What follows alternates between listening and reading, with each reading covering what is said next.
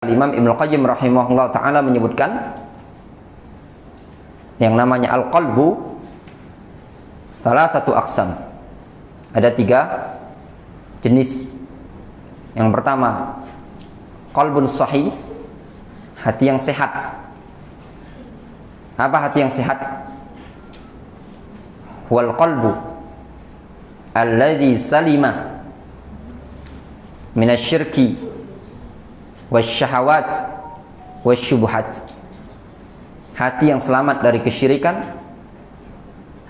syahwat, maksiat, dan juga syubhat. Ini adalah hati yang bermanfaat nanti di hadapan Allah Subhanahu wa taala. Yauma la yanfa'u malun wala banun illa man atallaha biqalbin salim.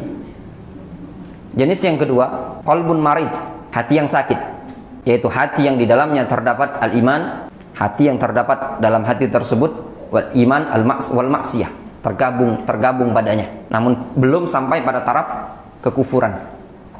Yang ketiga, qalbun mayyit, hati yang mati. Hati yang mati ini tadi digambarkan Hudzaifah ibnul Yaman sebagaimana yang disebutkan dalam hadis Rasul alaihi salatu wassalam memberikan gambaran la ya'rif ma'rufan wa la yunkiru munkaron illa ma usyriba min hawa. Dia tidak tahu lagi mana perkara yang ma'ruf, mana perkara yang munkar, kecuali yang sesuai dengan hawa nafsunya.